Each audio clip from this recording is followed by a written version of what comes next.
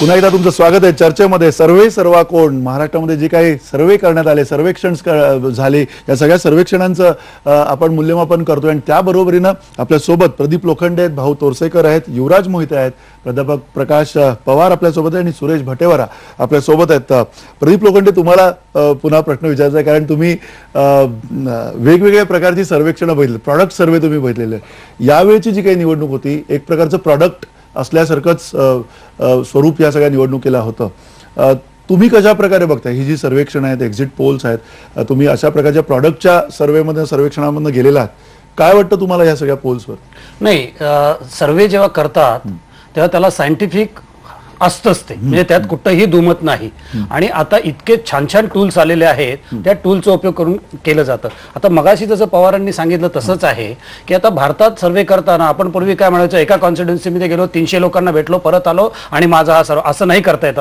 आता त्याचे ग्रुप करावे लागतात तुम्हाला, की 18 ते 24 काय बिहेव करणार आहे, 24 ते 35 काय बिहेव करणार आहे, 35 ते 50 काय बिहेव करणार आहे, 50च्या पुढचे काय बिहेव करणार आहेत. मग त्यात येतं परत जेंडर, मग त्यात येतं नंतर इकॉनॉमी, त्यात येतं नंतर जातपात. इतक्या डिटेलमध्ये जाऊन ही सर्वे आजकाल केले जातात. असं अगदी वरवरचं काही नसतं याच्यामध्ये, आणि वरवरचं केलं तर ते बरोबर येऊ शकत नाही. तर अतिशय खोलवर जाऊन विचार केला जातो. आणि त्याच्याही बरोबर हे झालं आपण वोटर म्हणतो, पण त्यात आता एक रिक्षावाला वेगळा बिहेव करतो, माथाडी कामगार एक वेगळा बिहेव करतो, एक दुकानदार वेगळं बिहेव करतो. ते तुम्हाला सगळं अंडरस्टँड करायला लागतं, कारण आता कम्युनिकेशन प्रत्येकाकडे पोहोचल्यामुळे प्रत्येकाला आपलं मत तयार झालेलं आहे. आणि त्यात तुमचा रोल सगळ्या लोकांचा मोठा आहे, की वो हे असं असं जगात चाललेलं आहे, बघ आता तू. आणि मग तो त्याचं आणि तुम्ही काय विचारताय ह्याच्या मिश्रणातलं तुम्हाला लाईनच्या मधलं शोधावं लागतं. आणि जे उत्कृष्ट लाईनच्या मधलं शोधतात तेच सर्वेचं उत्तर प्रत्येक देऊ शकतात, असं मला तरी वाटतं. त्या अर्थाने सर्वे जे आहेत, सर्वेक्षण जी आहेत, त्यांची ग्राह्यता जी आहे, त्याच्यावरती विश्वसनीयता जी आहे त्यातली, ती तशी आणता येऊ शकते असं तुमचं म्हणणं. एवढं मोठं सॅम्पल, अनेकांचे प्रश्न असतात आम्हाला की इतकी लोक मतदान करतात, एवढ्या लोकांवरनं कसं काय तुम्हाला? माझं उत्तर त्याला आहे की जेवढं तुम्ही उलट जास्त घ्याल तेवढं कन्फ्युजिंग असेल. तर सिलेक्टिव्ह असणं ही चांगलं असतं, नेहमी सिलेक्टिव्ह राहणं चांगलं असतं. पण तुम्हाला ते मी मगाची जर सांगितलं तेवढे ग्रुप तुम्ही टच अपन झाले पाहिजे तरच ते होऊ शकतं, अन्यथा गडबड होती. म्हणजे आता महाराष्ट्रात जर घ्यायचं आणि तुम्ही जर मुंबईतच नुसतं घेतलं आणि खेडेगाव जायचं म्हणून 1-2 मराठवाड्यातलीच गावं घेतली तर नाही ना जमणार. तुम्हाला 5 रिजन करावे लागतील, 5 रिजन मध्ये परत जातीपाती बघावे लागतील, 5 रिजन मध्ये परत व्यापारी काय म्हणतात बघावे लागेल, 5 रिजन मध्ये शेतकरी काय म्हणतो बघायला लागेल, 5 असे सगळ्या प्रकारच्या लोकांना आजकाल हे टच केलं जातं. आणि सॅम्पल साईज तेवढं सर्वेक्षणांचं एवढं मोठं असलं पाहिजे, सर्वंकष असायला पाहिजे. हा सर्वकष असतंच, ते असतं. मग 3000 असेल काय 30,000 काय, सर्व कशच असतं ते, त्याच्याशिवाय होऊच शकत नाहीये. जरी तुम्ही तुम्हाला टूल आहे एक, आणि त्या टूल मध्ये माहिती टाकायची आणि त्यातनं आउटपुट काढायचं, एक्स्ट्रापोलेटच करावं लागतं ना शेवटी. 1:10, 1:100, 1:1000 जो काही नंबर असेल तो मी त्याच्यात जात नाहीये. पण तो त्या टूल मध्ये टाकण्यासाठी ह्या सगळ्या माध्यमातून तुम्हाला घ्यावंच लागतं. त्याच वेळेला तुम्हाला समजू शकतं की महिला ह्या एज ग्रुप मधल्या असं म्हणणार आहेत, अशी म्हणण्याची शक्यता आहे. 35 ते 50 मधली जी महिला आहे ती एक वेगळं बिहेव करणार आहे. ती म्हणणार नवरा सांगेल ते मला जरा बरं वाटतं. पण 24 ते 35 वाली आहे ती आई सांगेल असं म्हणणार नाहीये, तिच्या मैत्रिणींचा इन्फ्लुअन्स तिच्यावरती जास्त असणार आहे. 18 ते 24 वाला म्हणेल मला बाकी काय सांगू, व्हॉट्सअपवर काय पाठवते सांग मला, त्याचा माझ्यावरती इम्पॅक्ट असणार आहे. अशा पद्धतीने आपल्याला त्याच्याकडे बघावं लागतंय. आणि ह्यांनी बघितलं यावेळेला सगळ्या सर्वेमध्ये बघितलं जातं असं. अच्छा, म्हणजे तुम्ही म्हणता की अशा प्रकारचा हा सगळा तांत्रिक त्यातला भाग असतो. पण त्याबरोबर पुन्हा एकदा सुरेश भटेवारा, तुम्हाला विचारायचंय, तुम्ही स्वतः इतके वर्ष सगळी पत्रकारिता करताय, बघताय, अत्यंत जवळनं सगळं महाराष्ट्रातलं निरीक्षण आहे तुमचं. तुम्हाला असं वाटतं का की हे जे आत्ताचे जे काही एक्झिट पोल्स आलेले आहेत, ओपिनियन पोल त्याच्या अगोदर आले होते, पण एक्झिट पोल जे आलेले आहेत त्यांचं जे काही फाइंडिंग आहे, ते जे काही निर्णय आकडे समोर आलेले आहेत आपल्या, ते आकडे बऱ्याच अंशी तुम्हाला असं वाटतं की ग्राह्य आहेत? असं आहे की निकालाच्या अगोदरचे एक्झिट पोल असोत किंवा त्या अगोदर केलेले सर्वे असोत, या दोन्हीकडे पाहिलं तर त्याचे ते सगळे विश्वसनीय असतातच असं नाही. पण एक गोष्ट निश्चित आहे की ते साधारणपणे जनमताचा कौल ज्या दिशेने जातो ते दाखवणारे असतात, इथपर्यंत आपण मान्य करायला हरकत नाही. मी मग अत्यंत काळजीपूर्वक तुमची आकडेवारी पाहत होतो आणि त्याच्यामध्ये तुमच्या प्रतिनिधींनी जे काही सर्वे आपलं स्वतःचं एक निरीक्षण नोंदवलेलं आहे की या उत्तर महाराष्ट्रात काय होईल, मुंबईत काय होईल, ठाण्यात काय होईल, ते मला वास्तवाच्या अधिक जवळ जाणारे दिसले कोणत्याही ट्रॅडिशनल सर्वे कंपन्यांनी केलेल्या सर्वेच्या पेक्षाही. आता याच्यामध्ये एक भाग असा आहे की सायंटिफिक पद्धतीने सर्वे केला, त्याची उत्तरं अमुक आली. प्रश्न असा आहे की एका मतदारसंघामध्ये साधारणपणे सर्वात लोएस्ट मतदार 1,96,000 वडाळ्यामध्ये आहेत आणि 4 लाखाच्या पुढे मतदारसंघ इतके मोठे मतदारसंघ आहेत. त्याच्यामध्ये अशा एज ग्रुपमध्ये सुद्धा इतके डिफरन्सेस असू शकतात की ते सर्वे कितपत खरे येतील याच्याबद्दल शंका घ्यायला पूर्णपणे जागा आहे. आता एक भाग आहे की निवडणुकीमध्ये एक खूप मोठा विषय चर्चेला गेला, तो म्हणजे पेड न्यूजचा. आता जर हे सगळेच्या सगळे सर्वे खोटे ठरले, म्हणजे आता तुम्ही जी आकडेवारी दिली त्याप्रमाणे भाजपला 98 ते 151, शिवसेना 51 ते 93, काँग्रेस 30 ते 48, राष्ट्रवादी 29 ते 41, मनसे 3 ते 15 आणि इतर 5 ते 26 अशी आकडेवारी आता तुम्ही सर्वेची दाखवली. विविध सर्वेची आकडेवारी आहे ती, विविध सर्वेचा डिफरन्शियल तुम्ही काढून सगळ्यांच्या एकत्रितरित्या विविध सर्वेंची. तर त्या सर्वेंचं एकूण निरीक्षण मला जे दिसतं त्याच्याप्रमाणे जर उद्या यांचे आकडे खोटे ठरले तर हा जो अतिशय गांभीर्याने या निवडणुकीमध्ये अजून चर्चेला गेलेला नाही तो पेड न्यूजचा उत्तरार्ध आहे की काय, असाही एक प्रश्न उद्याच्या निकालानंतर निर्माण होऊ शकतो. नक्की. पण त्या निकालांकडे किंवा त्या एक्झिट पोलकडे जाण्याच्या आधी हे नेमके सर्वे जो कौल दर्शवतात त्याविषयी आणि ते कितपत खरी याविषयी आपण आज चर्चा केलेली अधिक संयुक्तिक राहील असं मला स्वतःला वाटतं. अच्छा, नक्की. अर्थात ती चर्चा आपण करणार आहोत. समजून घेतो ही प्रक्रिया सगळी काय ती. भाऊ, तुम्हाला पुन्हा हाच प्रश्न विचारायचा आहे की तुम्ही आता बघताय म्हणजे ज्या प्रकारची सर्वेक्षण आलेली आहेत, एक्झिट पोल आलेले आहेत, या सगळ्या एक्झिट पोलमध्ये तुम्हाला असं वाटतं की कुठेतरी जरी कल कळत असला तरी आकड्यांच्या मध्ये ही जी तफावत आता भटेवरांनी सुद्धा आपल्या नजरेस आणून दिलेली आहे की एका सर्वेचा आणि दुसऱ्या सर्वेच्या पर्यंतचा जे तफावत ती खूप मोठी आहे, तर तेवढी येण्यामागचं काय कारण असेल असं वाटतं तुम्हाला? माझ्या मते त्याचं कारण प्रत्येकाची मेथडॉलॉजी थोडी वेगळी असेल, आय डोंट नो. पण साधारण 1980च्या सुमाराला आपल्याकडे पहिल्यांदा हा उद्योग सुरू झाला. प्रणय रायनी जेव्हा सुरू केलं तेव्हा आम्ही पण पत्रकार होतो, भटेवरा पण असतील त्यावेळेला. पण त्यावेळेला आम्हाला राग आला होता, हा कोण आला उपटसुंब आम्हाला शिकवायला, असा आम्हाला राग आला होता. पण आणि ते इंडिया टुडेने तो प्रयोग केला होता. पण इंडिया टुडेने देखील संपादकीय चौकट टाकली होती की हे प्रणय रायचं आहे, आमचा याच्याशी काही संबंध नाही. कारण त्याच्यावर त्यांचा विश्वास बसला होता की इंदिरा गांधी 2/3 मेजॉरिटीने येतील वगैरे वगैरे. त्याच्यानंतर परत 84 मध्ये त्यांनी तो प्रयोग केला आणि तेव्हाही प्रणय रायबद्दल राग होता लोकांचा की हा कोण उपटसुंब आहे. पण ज्या वेळेला तो 415 आणि 405 जागा त्याने सुचवल्या होत्या आणि त्या मिळाल्या, त्यानंतर पत्रकारही मीडिया त्याच्याकडे गांभीर्याने बघायला लागला. तेव्हा आजच्यासारखं चॅनेल वगैरे नव्हते. पण प्रणय रायने त्यावेळेला मग 2004 मध्ये 1984 मध्ये त्याने जो त्याचा सगळा खुलासा लिहिला की हे मी कसं डेव्हलप केलं. कारण जगात सगळीकडे व्हायचं, अगदी 20व्या शतकाच्या अलीकडे अमेरिकेत झालेले होते, युरोपमध्ये व्हायचे, पण आपल्याकडे व्हायचे नाहीत. याचं कारण आपल्याकडे द्विपक्षीय पद्धती नव्हती. प्रणय रायने त्याच्यावर मात अशी केली की त्यांनी असं एक तंत्र शोधून काढलं की काँग्रेस हरेल किंवा काँग्रेस जिंकेल. काँग्रेस हरत असेल तर कोण जिंकेल हे तो सांगू शकत नव्हता. आणि मग त्याच्यासाठी त्याने असा संपूर्ण 52 पासूनच्या सगळ्या निवडणुकांचा अभ्यास केला आणि त्याने 25 मतदारसंघ लोकसभेचे निवडून काढले की हे दरवेळेला बदलतातच.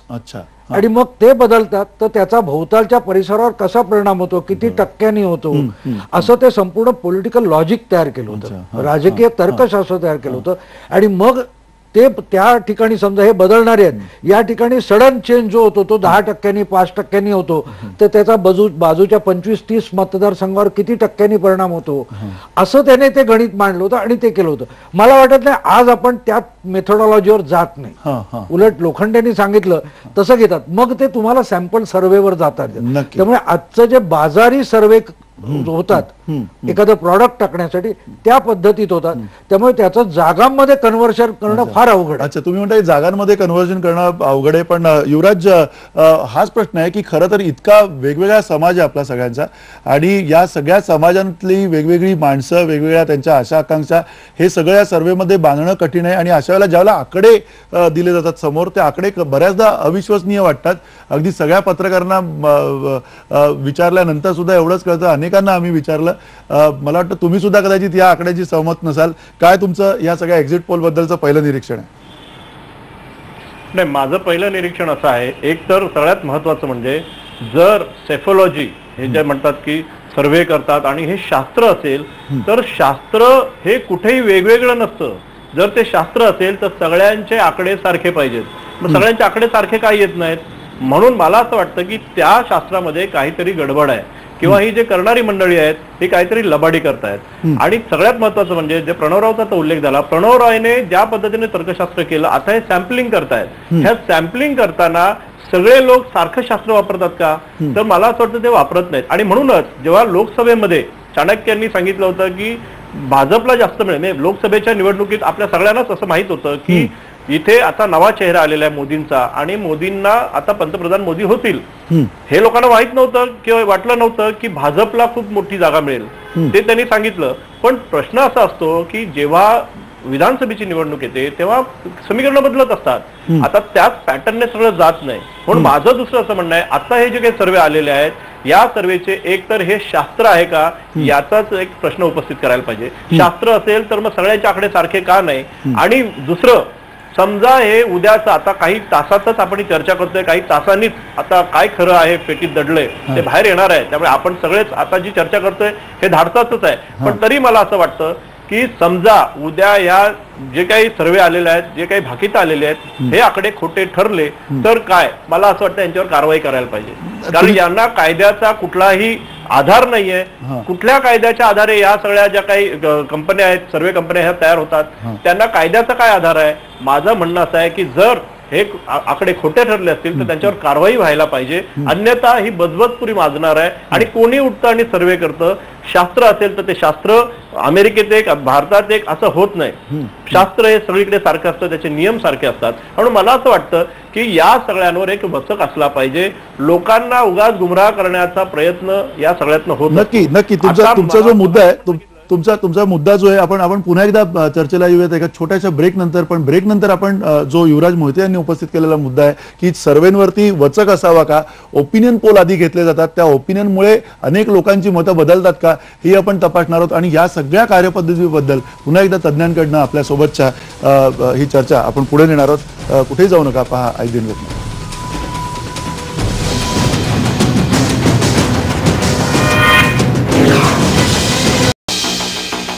सरकार कुणाचं, सर्वे सर्वा कोण, यावरती आपण चर्चा करतोय. आणि आता युवराज मोहिते यांनी जो थोड्या वेळापूर्वी मुद्दा महत्वाचा समोर आणलेला आहे, तो मुद्दा हाच आहे की या ओपिनियन पोल्सवरती किंवा या सगळ्या एक्झिट पोल्सवरती काही वचक असू शकतो का, वचक असायला हवा का, याबाबत भाऊ तुम्हाला काय म्हणायचंय? तुम्हाला असं वाटतं का की आत्ताच्या ह्या सगळ्या लोकशाही वेगवेगळ्या वातावरणामध्ये आणि खास करून ज्यावेळेला आपण असे ओपिनियन पोल सर्वेक्षण करत असतो त्याच्यामध्ये अशा प्रकारचं कुठलं तरी एखादा वचक किंवा अशा प्रकारचं कुठलं कायदेशीर पर्याय या सगळ्या सर्वेक्षणांसाठी तुम्हाला शक्य वाटतं? नाही, त्यांची मेथोडॉलॉजी लोकांना त्यांनी समजावून द्यावी. ज्या प्रकारचं सॅम्पल घेतलं जातं, कसं सॅम्पल घेतलं जातं, त्याच्यातून टक्केवारी कशी काढली जाते, सॅम्पल कुठच्या कुठच्या वर्गातून आहे, कुठच्या घटकातून असं आम्ही घेतो, हे सगळं एकदा एक्सप्लेन करावं. म्हणजे तुमचा अंदाज चुकणं मी फार मोठे शिक्षापात्र मानणार नाही, पण ज्या पद्धतीचा सर्वे घेतला तो सर्वे कसा घेतलाय, त्याच्यातून टक्केवारी कशी काढली, त्याच्यावरून जागा कन्वर्ट कशा होतात, हे सांगता आलं पाहिजे. आता एक्झिट पोलची गंमत अशी आहे की आपण सगळं बोलतोय ते साधारणतः ओपिनियन पोलवर बोलतो, पण एक्झिट पोल हा आपल्याकडे 88 साली व्हीपी सिंग पहिल्यांदा निवडणुकीला अमिताभच्या रिकाम्या झालेला अलाहाबादला उभे राहिले तेव्हा केलेला होता. आणि तो पहिला प्रयोग आहे आपल्या देशातला. पण तो इतका परफेक्ट की त्यावेळेला प्रणव रायने 1 लाखाच्या फरकाने ते जिंकतील सांगितले होते आणि हार्डली 250 मते कमी पडली. सुनील शास्त्रींना पाडून तुमचा व्हीपी सिंग जिंकले. 200-250चा फरक होता, पण 1 लाख इतकं शार्प त्यांनी सांगावं हे सोपं नव्हतं. मग तो बरोबर का आला तर मी सांगतो त्याला पॉलिटिकल लॉजिक बरोबर होतं.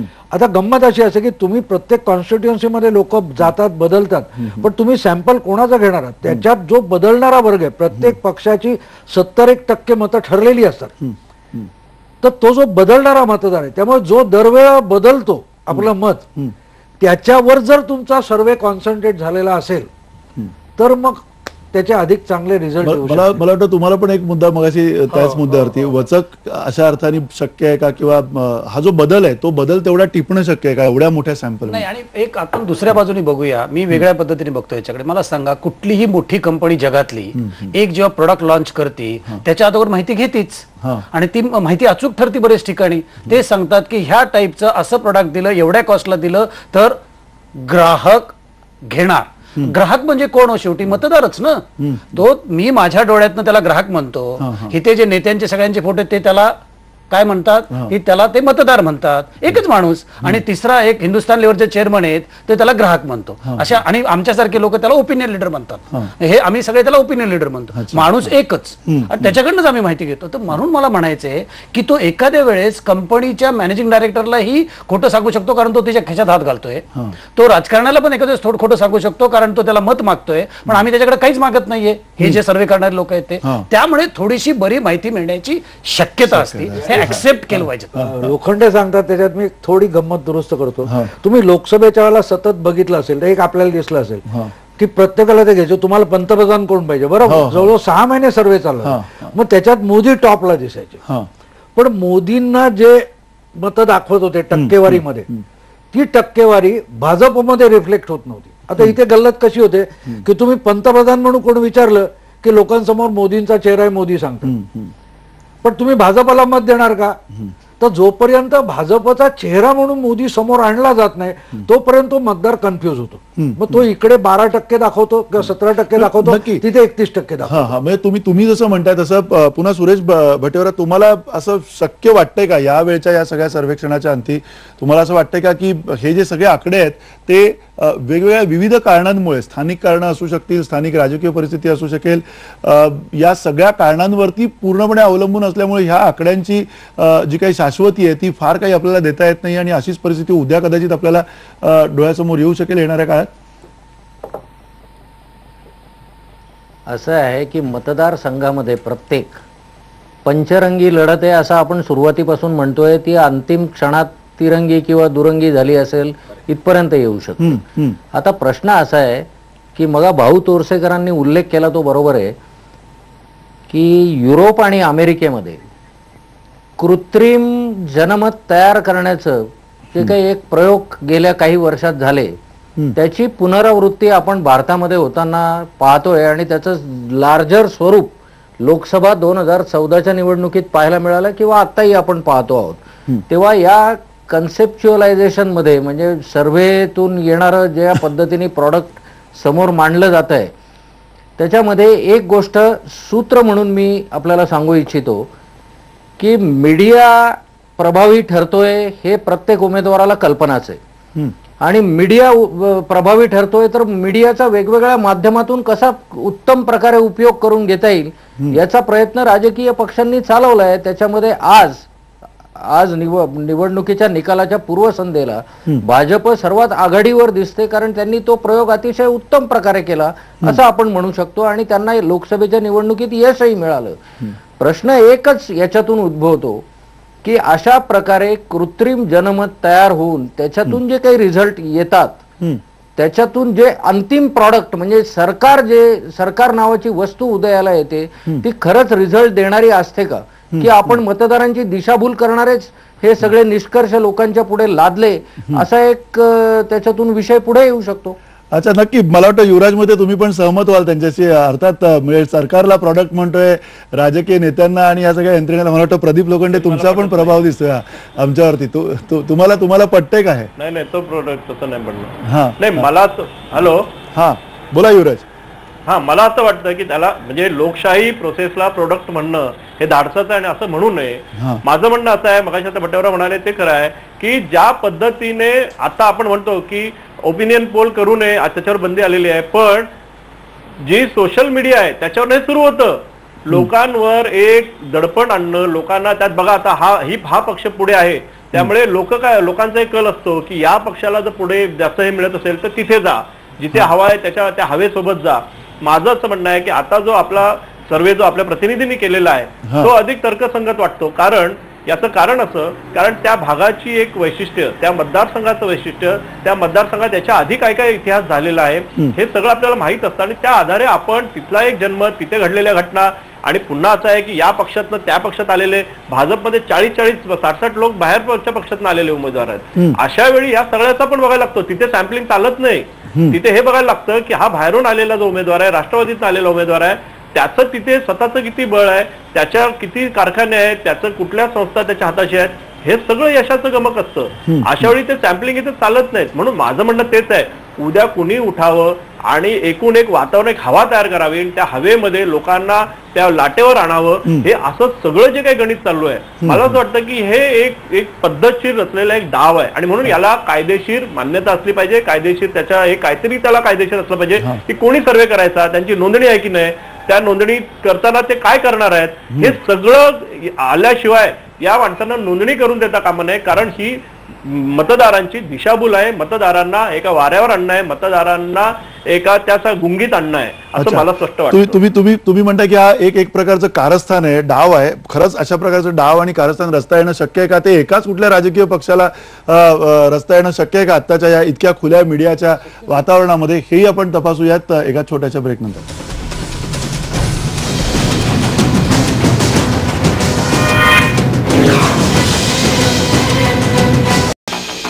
पुन्हा एकदा स्वागत तुमचं चर्चेमध्ये. आपण थेट प्रकाश पवार यांच्याकडे जाऊया. प्रकाश पवार, तुम्हाला आत्ता जो मुद्दा उपस्थित झाला, युवराज मोहिते यांनी जो उपस्थित केलेला मुद्दा होता की एक प्रकारे वातावरण, हवा जी आहे ती तयार केली जाते आणि ती तयार केल्याच्या पार्श्वभूमीवर एक प्रकारचा असा डाव आहे आणि या डावाच्या अंतर्गत, या कारस्थानाच्या अंतर्गत हे सगळं केलं जाते.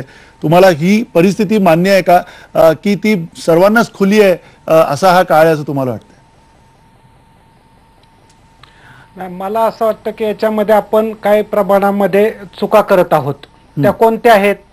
तर स्वच्छपणे भारतीय राज्यघटनेने लोकांना स्वातंत्र्य दिलेलं आहे आणि हे स्वातंत्र्य जे दिलेलं आहे त्या स्वातंत्र्याच्या नुसार तुम्हाला राजकारण करण्याचं स्वातंत्र्य आहे, त्याच्यानंतर तुम्हाला लोकांची बनवण्याचं स्वातंत्र्य आहे, लोकांच्या मतांच्या बद्दलचा विरोध निर्माण करण्याचं स्वातंत्र्य आहे. अशा सगळ्या प्रकारच्या एकाच वेळेस गोष्टी उपलब्ध आहेत. आता हे उपलब्ध असणारी पेस एक काही कालखंडापासून म्हणजे पाठीमागच्या 1-2 निवडणुकांपासून सोशल मीडियाने घेतली, कॉर्पोरेट सेक्टरने घेतली आणि ते स्वतःचं एक पॉलिटिक्स क्रिएट करायला लागलेत. आता ते जर पॉलिटिक्स क्रिएट करत असतील तर तो त्यांचा राईट आहे. त्या राईटवर ते आपल्याला बंदी घालता येणार नाही. म्हणजे आपण म्हणू शकणार नाही की बंदी घातली जावी, कारण तो मुळातच स्वातंत्र्यावरतीच अतिक्रमण होण्याची शक्यता आहे. आता राहिला दुसरा मुद्दा त्याच्यानंतरचा, आपण सर्वे का करतो? तर सर्वे का करतो त्याची 2 उत्तर आहेत. पहिलं उत्तर त्याचं असं आहे की जेव्हा एक्झिट पोल करतो तेव्हा एक्झिट पोल नंतर आपल्याला हे उत्तर मिळतं की लोकांची उत्सुकता ताणली गेलेली आहे. ती उत्सुकता ताणल्या गेलेली असते, त्यांना काहीतरी एक तातडीनं उत्तर मिळावं म्हणून. परंतु याचा अर्थ तो निकाल नसतो. दुसरा मुद्दा निर्माण होतो, एक्झिट पोलच्या आधी किंवा नंतर आपण सर्वे करतो. त्या सर्वेचे काही विशिष्ट उद्दिष्ट असतात. उदाहरणादाखल त्याचा उद्दिष्ट कोणता आहे? लोकांची मतं कशी कशी बदलत गेली, लोकांच्या मतांमध्ये काय बदल होतो का, लोक कोणत्या ग्रुप मधले कोणत्या पक्षाला वोटिंग करतायत आणि या लोकशाहीला कसा कसा कुठल्या कुठल्या समाजांचा पाठिंबा आहे, हे जर तुम्ही बघायला गेला तर मग तुम्हाला समजायला लागतं की आपला उद्देश हे केवळ अचूकतेच्या जवळ जाण्याचा नाही, सर्वे करण्यामधून किंवा सर्वे करण्यामधून आपल्याला हे पण सिद्ध करायचं नाही की लोकांना आपण अचूक निकाल देतोय. निकाल वगैरे काय आपण देत नसतो. निकाल हे जनताच देत असते आणि तो प्रत्यक्ष मतमोजणीनंतर लागत असतो. परंतु मूळ या 2 प्रश्नांच्या बद्दल असा विचार केला पाहिजे की मत कसं बदलतं याचा शास्त्रशुद्ध अभ्यास करण्याचं एक पद्धत म्हणून आपण त्याकडे पाहिली पाहिजे. आणि दुसरा मुद्दा, हे स्वातंत्र्य सर्वांना उपलब्ध आहे. ते एकेकाळी मीडियाला उपलब्ध होतं, प्रिंट मीडियाला, ते आता इलेक्ट्रॉनिक मीडियाला पण उपलब्ध झालेलं आहे आणि ते कॉर्पोरेट सेक्टरला पण आहे. या सगळ्या स्वातंत्र्याच्या बद्दलचा आपण कुठं त्याच्यावरती बंदी घालावी कुठं नाही याची सीमारेषा ठरवावी लागेल. म्हणजे उदाहरणादाखल कोणत्या प्रकारची सीमारेषा? जर या सर्वेचा उपयोग जनतेच्या जीवनावरती होत असेल तर बंदी घालण्याबद्दलचा विचार होऊ शकतो.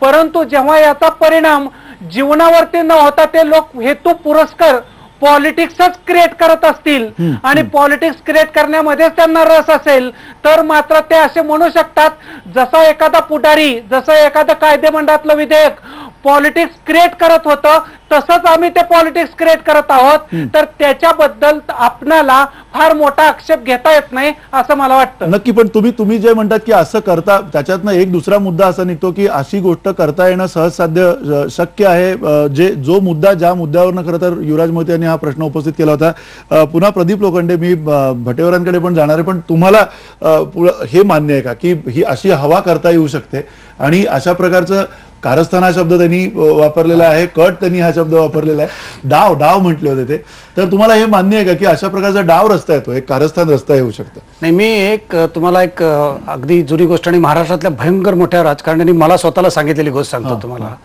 ते पहिल्यांदा इलेक्शनला उभे राहिले होते आणि त्यांची ग्रामीण भागातली कॉन्स्टिट्युन्सी होती. त्यावेळेला सर्वे काय फार प्रकरण नव्हतं, पण त्यांनी मला असं सांगितलं की आम्ही काय केलं माहिती आहे प्रदीप, मी ना बाजाराची जेवढी गावं आहेत तिथे इलेक्शनच्या वेळेसनं सुरुवात केली माणसं पेरायला आणि इलेक्शनच्या अगोदर असं सांगितलं की हे निवडूनच येणार आहेत बरं का, हे निवडूनच येणार आहेत आणि आपोआप वातावरण निर्मिती झाली आणि मी अगेन्स्ट ऑल निवडून आलो आणि ते महाराष्ट्राचे सगळ्यात मोठा पॉवरफुल नेता आहे हे मी अगदी म्हणजे त्यांनाही माहिती आहे हे घडतं. तर ह्या जो प्रकार आहे की ह्याच्याकडे फक्त आपण जर सगळ्याच काळ्या डोळ्यातनं जर बघितलं तर गडबड होईल असं मला वाटतं. मी परत त्या प्रोफेशनल ह्याच्यात जातो की जगामध्ये कुठलीही गोष्ट जर पुढे मांडायची असेल तर त्याच्या पाठीमागे एक अभ्यास करावा लागतो. ह्याला अभ्यास म्हणा तुम्ही, ह्याला नुसतं सर्वे मध्ये गुंतवणं हे चुकीचं होईल. मला सांगा, आज भारतामध्ये कुठल्याही भागात गेलं तर आज तुम्हाला महिला सुद्धा रिॲक्ट करतात.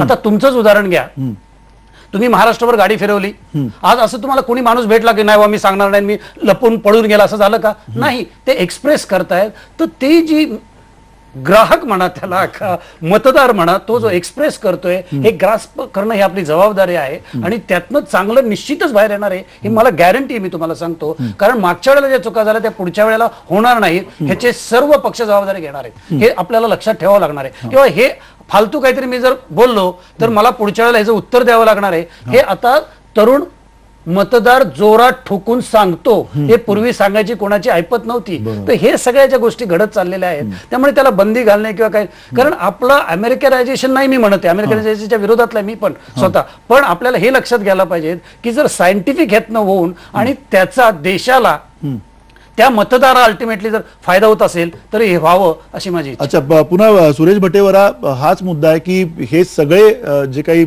सर्वेक्षण केली जातात त्याच्यातनं सगळ्यात मोठा मुद्दा उरतो तो ज्याच्यात खूप सारं अजून खरं तर आपल्याला सगळ्यांना चर्चा करायला हवे, ओपिनियन पोल जे या अगोदर केले जातात त्या ओपिनियन पोलच्या म्हणजे एक्झिट पोलवरती एक वेळ आपण विचार करू शकतो की जे काही आकडे येतील ते आकडे नंतरच्या काळामध्ये त्याचे परिणाम जे आहेत, प्रभाव जो आहे त्याच्यावरनं तो पडणार नसणार आहे मतदारांवरती, पण ओपिनियन पोलमुळे प्रभाव पडू शकतो आणि असा प्रभाव पडतो असं तुम्हाला मान्य आहे का?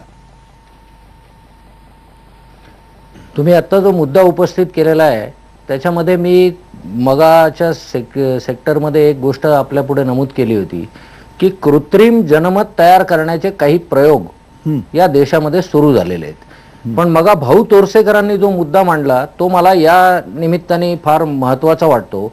तो असा आहे की प्रत्येक निवडणुकीमध्ये काहीतरी लॉजिक असतं.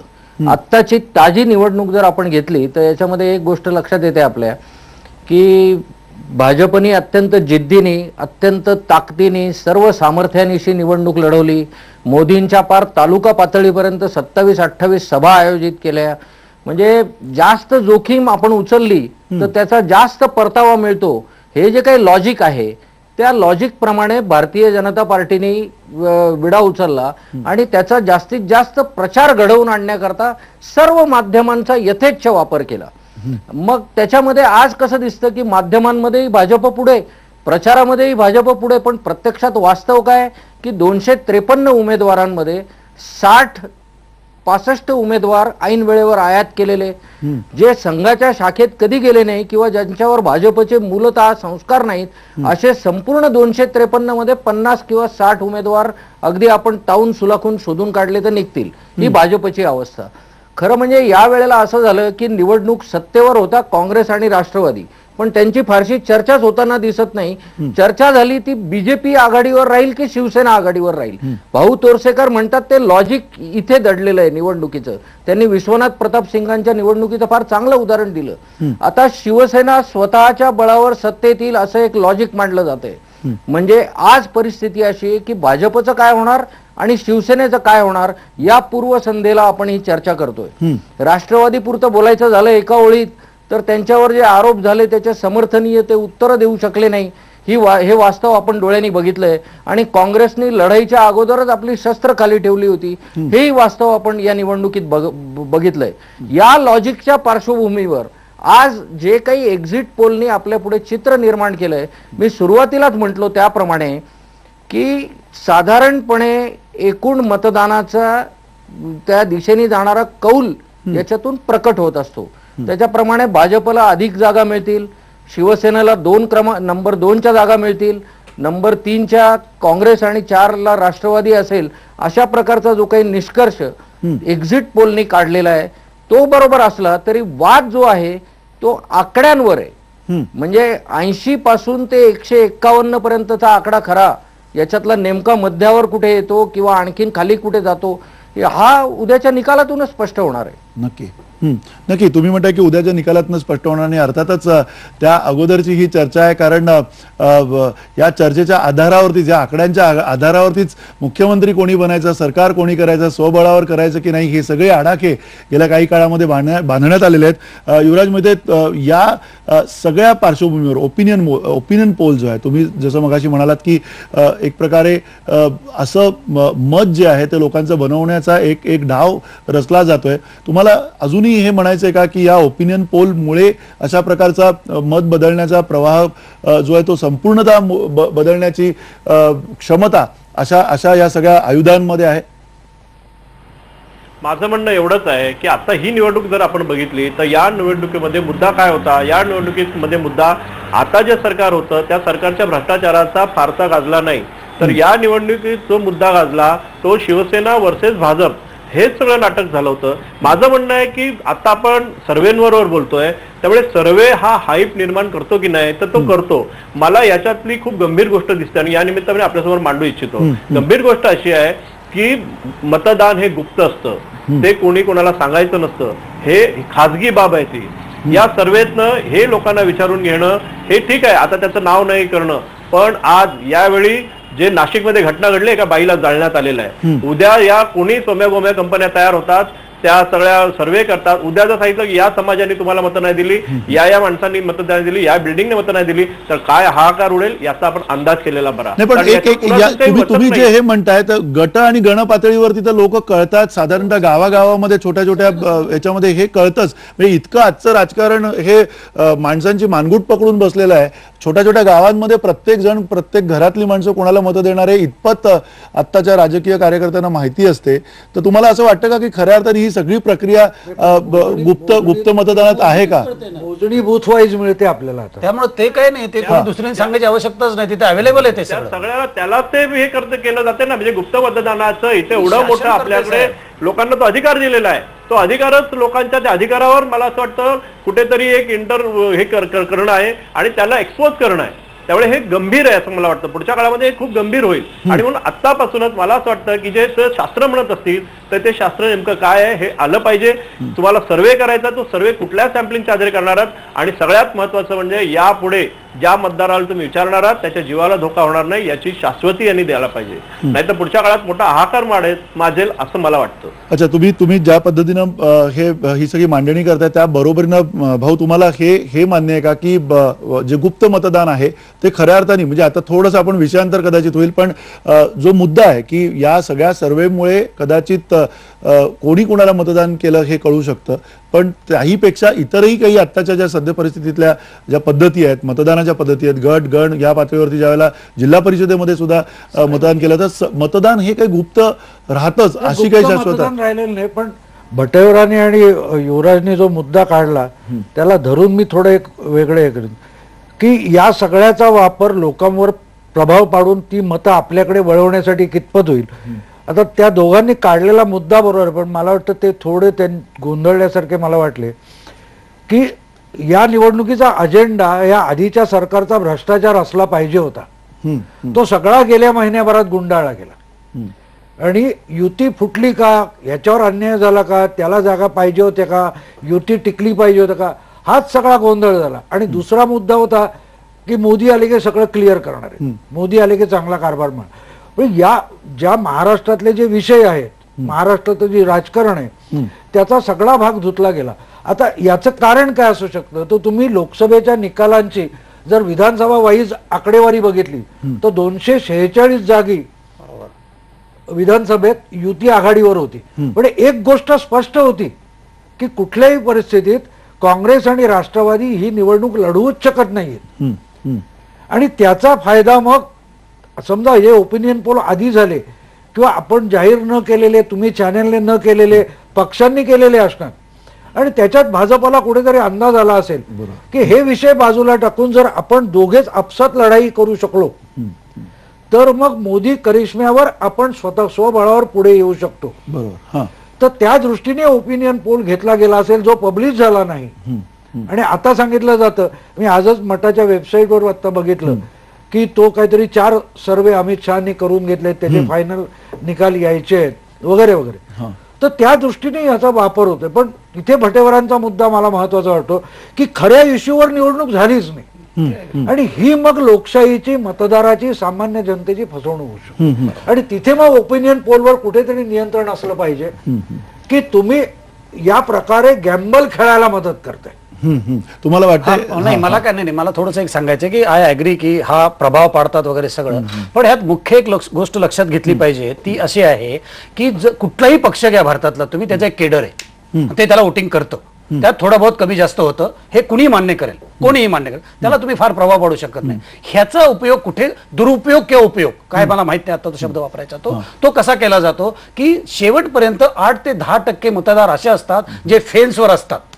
त्याचा इन्फ्लुएन्स होऊ शकतो, तो बरोबर का चुकीचा हे डिबेट होऊ शकेल, पण ह्याचा उपयोगच नाही, हे सगळं चुकीचं हे मी कधीच मान्य करणार नाही. हे 8 ते 10% लोक असतात जे शेवटच्या दिवसापर्यंत विचार करत असतात, निवडून येणाऱ्यालाच मतदान देऊ का मी, ह्या जातीलाच मतदान देऊ का मी, हाच पुढं आहे का, तोच मागा आहे का. तर त्याच्यासाठी हे थोडा रेडी रेकनर म्हणून ह्याचा उपयोग होऊ शकतो की बाबा मला इकडे गेलं तर बाबा ठीक आहे, निवडून आणणाऱ्या माणसालाच देतो ना मतदान मी, कशाला न येणाऱ्या माणसाला देऊ. असा जो फरक होतो तो बरोबर का चूक हा एक वेगळ्या डिबेटचा विषय होऊ शकेल, पण त्यावर प्रभाव निश्चित सर्वेचा पडतो, हे मला मान्य आहे. नक्की तुम्ही म्हणताय प्रभाव आहे तो पडतो, हेही मान्य आहे. अजून असा असतो की ते शेवटचा बटाटा पारड्यात पडला की ते पारडं खाली जातं, झालं पाहिजे. लक्षात घ्या, तो प्रभाव छोटासा पण मग त्यामुळेच तो बटाटा पण तेवढाच महत्वाचा आहे, तो प्रभाव पडणं सुद्धा तेवढंच महत्वाचं आहे. आणि एका छोट्याशा ब्रेक नंतर ही चर्चा आपण सुरू ठेवणार आहोत. अर्थात हे जे आकडे समोर आलेले आहेत त्या आकड्यांच्या बाबतीत आपण ह्या प्रत्येक अनुभवी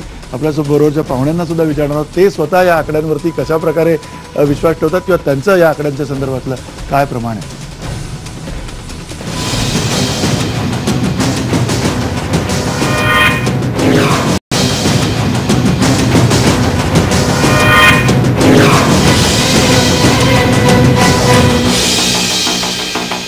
चर्चेच्या अंतिम टप्प्यामध्ये आपण पुन्हा एकदा जाऊया थेट सुरेश भटेवरा, तुम्हाला एकूण जे अंदाज आलेले आहेत आत्ताचे, हे अंदाज चुकणे याची शक्यता अधिक वाटते की हे अंदाज आहेत ते बरोबर राहतील, साबूत राहतील असं तुम्हाला वाटतं? एक गोष्ट स्पष्ट आहे, एकूण जे काही अंदाज व्यक्त झालेले आहेत किंवा तुमच्या वेगवेगळ्या ठिकाणच्या वेगवेगळ्या रिजनमधल्या प्रतिनिधींनी सुद्धा जे अंदाज व्यक्त केले आहेत त्याचा जर एकत्रितरित्या विचार करायचा झाला तर जे चित्र डोळ्यासमोर येतं त्याच्याप्रमाणे Bharatiya Janata Party will be largest single party, क्रमांक 2 वर शिवसेना असेल, क्रमांक 3 वर काँग्रेस आणि क्रमांक 4 वर राष्ट्रवादी असेल. याच्यामध्ये सर्वसाधारणपणे एकमत होण्यासारखी परिस्थिती आहे. आता याच्यामध्ये असं आहे की भारतीय जनता पार्टीला लार्जेस्ट सिंगल पार्टी म्हणताना पूर्ण मेजॉरिटी मिळणार आहे का, तर ते मला बिलकुल मान्य नाही, कारण पूर्ण मेजॉरिटी काही भारतीय जनता पार्टीला मिळेल अशी स्थिती कुठेही दिसत नाहीये. मग या परिस्थितीमध्ये सर्व तर्कशास्त्रांचा जर वापर केला तर एक गोष्ट स्पष्ट दिसते की एक तर जुन्या बेडूंना एकत्र यावं लागेल, म्हणजे भारतीय जनता पार्टी आणि शिवसेना हा एक पर्याय. दुसरा असं आहे की शिवसेना जर 70 ते 90च्या दरम्यान कुठेतरी आकडा आला तर राष्ट्रवादी मनसे यांच्या पाठिंब्यावर एक वेगळंच त्रिकोणी सरकार नव्या पद्धतीने राज्यात सत्तेवर आलेलं तोही चित्र दिसू शकतं. पण या सगळ्या शक्यता ज्या आहेत ते एक्झिट पोलच्या आकड्यांशी रिलेट करून मी बोलतोय. आता प्रश्न असा आहे की याच्यातून शेवटचा निष्कर्ष जो काढायचा आहे की उद्या भाजप सेनेचं सरकार सत्तेवर आलं किंवा आणखीन मी आता ज्याप्रमाणे बोललो त्याप्रमाणे सेना, राष्ट्रवादी, मनसे यांचं सरकार सत्तेवर आलं आणि आणखीन त्यांना गरज पडल्यास काँग्रेसने बाहेरून पाठिंबा दिला तरी हे कोणतंही सरकार एका विशिष्ट मर्यादेपेक्षा म्हणजे वर्ष किंवा 1.5 वर्षापेक्षा जास्त चालू शकणार नाही. इतक्या कॉन्ट्रॅडिक्शन्स त्याच्यामध्ये आजच निर्माण झालेले आहेत. नक्की. म्हणजे आत्ता झालेली निवडणूक आणि त्याचे निकाल हे सेमी फायनल असतील, फायनल नाही. अच्छा, तुम्ही आणखीन एक वेगळाच त्याच्यातनं मुद्दा चर्चेला आणलेला आहे, पण अगदी वेळ कमी आहे. प्रकाश पवार एक केवळ अभ्यासक आणि ह्याच्या पलीकडे जाऊन तुमच्याकडनं अपेक्षा आहे, तुम्हाला हे जे आकडे जे आहेत ते आकडे कुठल्या बाजूनी जवळचे वाटतात, कुठल्या बाजूनी आकडे शाबूत राहतील की चुकतील असं तुम्हाला वाटतं? सर्व सर्वेमधून एक समान मुद्दा दिसतो, तो कोणता तर राष्ट्रवादी काँग्रेस आणि काँग्रेस यांना जवळपास म्हणजे 10 जागांचा फरक वगळता समान जागा दिलेल्या आहेत. याचा अर्थ ते 50च्या खाली राहतील आणि ते 40च्या दरम्यान असतील. हा एक ह्या संपूर्ण यातला निष्कर्ष आहे. दुसरा मुद्दा यातला आहे तो म्हणजे शिवसेनेच्या सुद्धा जागांमध्ये फार फुगवेगिरी झालेली मला दिसत नाही. म्हणजे उदाहरणार्थ त्यांच्या जागा साधारणपणे 70 ते 80च्या आसपासच्या आहेत आणि सर्वेमध्ये तेवढा फरक पडू शकतो, त्याच्यामुळे त्या तिथपर्यंत येण्याची शक्यता राहते. आता राहिला मुद्दा आणि सर्वांचं जिथं आक्षेपाची जागा आहे ती हीच आहे की भाजपच्या जागांमध्ये मात्र अगदी 151 पासून ते खाली 70-80 पर्यंत म्हटलं तरी चालेल इतकं मोठं अंतर राहिलेलं आहे. आता हे जे अंतर सर्वेमध्ये दिसतंय ते ऍक्च्युली वस्तुस्थितीत वेगळंच असेल. म्हणजे वस्तुस्थिती मात्र भाजपच्या गोष्टीला, भाजपच्या पॉलिटिक्सला, भाजपच्या उमेदवारांच्या मतांना नीट पकडू शकलेली नाही असा याचा निष्कर्ष निघतो. भाजपच्या बद्दल कन्फ्युजन आहे असं मला याच्याबद्दल म्हणायचं आहे. आणि पुढचा मुद्दा आहे तरी सुद्धा भाजपला काय जागा कमीच येतील का तर तसंही होणार नाही. भाजप कमीत कमी 100च्या आसपास जाण्याची शक्यता राहतेच तरी सुद्धा. आणि हे असं का घडलं तर याचं एक गृहीत आहे. ते गृहीत आपल्या सर्वांचं असं आहे की ह्या लढती पंचरंगी होत्या किंवा बहुस्पर्धी होत्या आणि जर पंचरंगी लढतीमध्ये कमीत कमी मतांवरती उमेदवार निवडून येणार असेल तर हे कसं काय शक्य आहे असं आपण म्हणतोय. परंतु हेच आपलं गृहीतक चुकीचं ठरलेलं या अर्थाने लढत जरी पंचरंगी असली तरी ती रूपांतरित झाल्या दुरंगीमध्ये, तिरंगीमध्ये आणि जास्तीत जास्त ती चौरंगीपर्यंत गेली. 5वा घटक यातला कुठं ना कुठं गळून पडलेला आहे. त्याच्यामुळे निवडणुकीचा निकाल लागताना एखाद्या पक्षाकडे जास्त सरकण्याची शक्यता आहे आणि तो भाजपच पक्ष आहे असं मला वाटतं. नक्की. युवराज मोहिते, थोडक्यात काय सांगाल या सगळ्या पार्श्वभूमीवर तुम्हाला वाटतं का?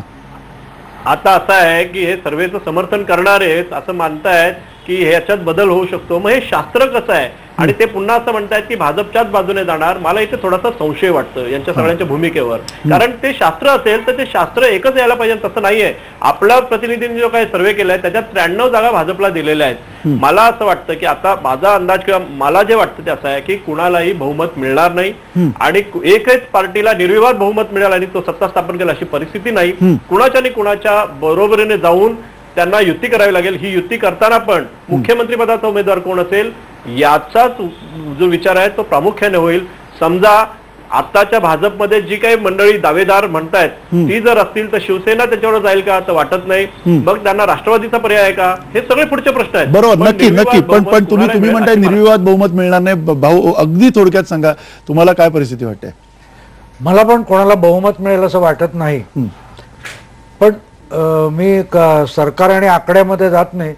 पण माझा अंदाज असा आहे की ज्या प्रकारे निवडणूक झाली, ज्या प्रकारे प्रत्येक मतदारसंघात उमेदवार उतरलेले आहेत ते बघितलं तर साधारण 88 किंवा 90 जागा मी सोडून देतो ज्या निर्णायक पद्धतीने 10, 12, 15 हजारच्या फरकाने येतील.